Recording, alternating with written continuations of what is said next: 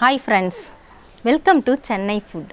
எப்பவும் ஒரே மாதிரி இட்லி தோசைன்னு செஞ்சு சாப்பிடாம ரொம்பவே வித்தியாசமான ரொம்ப டேஸ்டியான அருமையான பிரேக்ஃபாஸ்ட் அண்ட் டின்னர் ரெசிபி ரொம்ப சுலபமாக எப்படி செய்யறதுன்னு பார்க்க போகிறோம். வாங்க பார்க்கலாம்.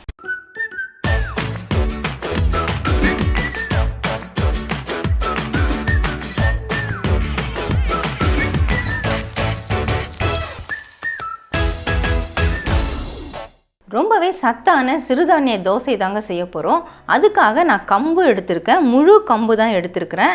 இந்த கம்பு நிறைய பேருக்கு தெரிஞ்சிருக்கும், நீங்கள் பார்த்துருப்பீங்க. அப்படி இல்லைன்னா பாருங்கள், இந்த மாதிரி தான் இருக்கும். கம்பு பொடிசாக இருக்கும். இது நான் சூப்பர் மார்க்கெட்டில் வாங்கினதுனால நல்லா சுத்தமாகவே இருக்குது. இதை நம்ம சுத்தப்படுத்த வேண்டிய அவசியம் இல்லை. இருந்தாலும் இதை நம்ம ஊற வச்சு தான் நம்ம செய்ய போகிறோம். நான் 1 கப் அளவுக்கு கம்பு எடுத்திருக்கேன். உங்கள்கிட்ட கப்பு இல்லைனா நீங்கள் டம்ளரில் கூட அளந்துக்கலாம். நான் மெஷரிங் கப்பில் அளந்துருக்கிறேன். இந்த கம்பை பாத்திரத்தில் மாற்றிக்கலாம்.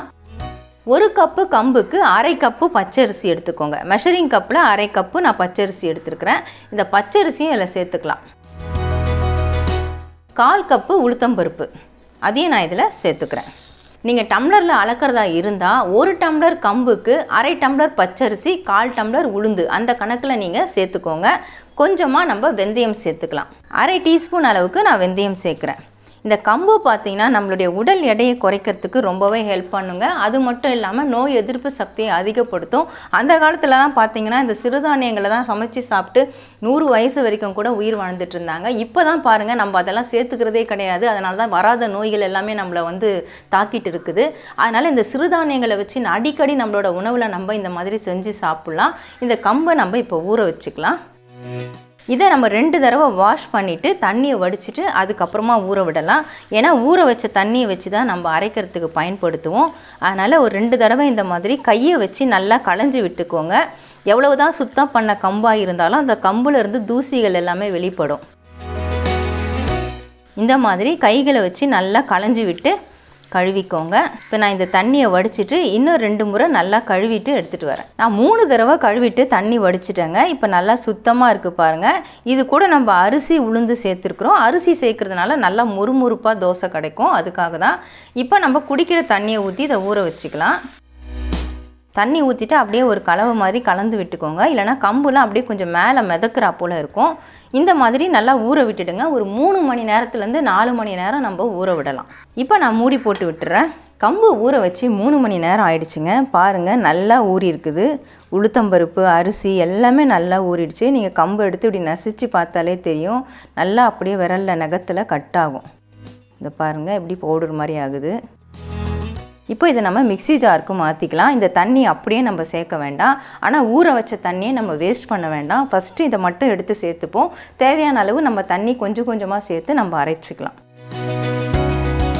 ஊற வச்ச கம்பை நான் மிக்ஸி ஜாருக்கு மாற்றிட்டேன். 1 பச்சை மிளகாய் எடுத்திருக்கேன். இதை 2ஆக உடைச்சிட்டு இதில் சேர்த்துக்கலாம். ஒரு சின்ன துண்டு இஞ்சி, அதை சின்ன துண்டுகளாக நான் நறுக்கி வச்சுருக்கேன். 1 இன்ச் அளவுக்கு நான் எடுத்திருந்தேன். அதையும் இதில் சேர்த்துக்கிறேன். கொஞ்சமாக பெருங்காயத்தூள் சேர்த்துக்கலாம். நம்ம உளுத்தம்பருப்பு சேர்த்துக்கிறதுனால கொஞ்சம் பெருங்காயத்தூள் சேர்த்துக்கிறது நல்லது. பெருங்காயத்தூள் 1/4 டீஸ்பூன் அளவுக்கு சேர்த்துக்கோங்க. 1/2 டீஸ்பூன் அளவுக்கு சீரகம், தேவையான அளவு உப்பையும் நம்ம சேர்த்துக்கலாம். 1 டீஸ்பூன் அளவுக்கு பிங்க் சால்ட் சேர்த்துக்கோங்க. இது வெயிட் லாஸ்க்கு ரொம்பவே ஹெல்ப் பண்ணும். இப்போ நம்ம ஊற வச்ச தண்ணியிலேருந்து கொஞ்சமாக சேர்த்துக்கலாம். கொஞ்சமாக சேர்த்து தான் அரைக்கணும். இப்போ நான் கொஞ்சமாக சேர்த்துருக்கேன். சேர்த்துட்டு தேவைப்பட்டால் நம்ம மறுபடியும் சேர்த்துக்கலாம். இப்போ இதை நைஸாக அரைச்சி எடுத்துக்கணும். இந்த மாதிரி நல்லா நைஸாக அரைச்சி எடுத்துக்கோங்க. பாருங்கள், இந்த மாதிரி நல்லா நைஸாக இருக்கணும். தேவையான அளவு தண்ணி மட்டும் சேர்த்துக்கோங்க. இப்போ இதை நான் ஒரு பவுலுக்கு மாற்றிக்கிறேன். இந்த மாதிரி அரைச்சி எடுத்ததுக்கப்புறமா இதை நம்ம ப்ளைன் தோசையாக கூட செய்யலாங்க. செஞ்சுட்டு சட்னி சாம்பார் கூட வச்சு சாப்பிட்டா நல்லா அருமையாக இருக்கும். நான் கொஞ்சமாக ஊற வச்சதுனால மிக்ஸி ஜாரில் அரைச்சேன். நீங்கள் அதிகமாக ஊற வச்சிங்கன்னா கிரைண்டரில் அரைச்சிக்கோங்க. இல்லை மிக்ஸிலே 2 பேட்சாக கூட போட்டுட்டு நீங்கள் அரைச்சி எடுத்துக்கலாம். இது கூட இன்னும் சில பொருட்களை நம்ம சேர்த்து செய்யும் பொழுது இன்னும் சத்துக்கள் நல்லா நிறைஞ்சதாக இருக்கும். அது என்னன்னு பார்த்தீங்கன்னா, நான் கொஞ்சமாக வெங்காயம் சேர்க்க போகிறேன்.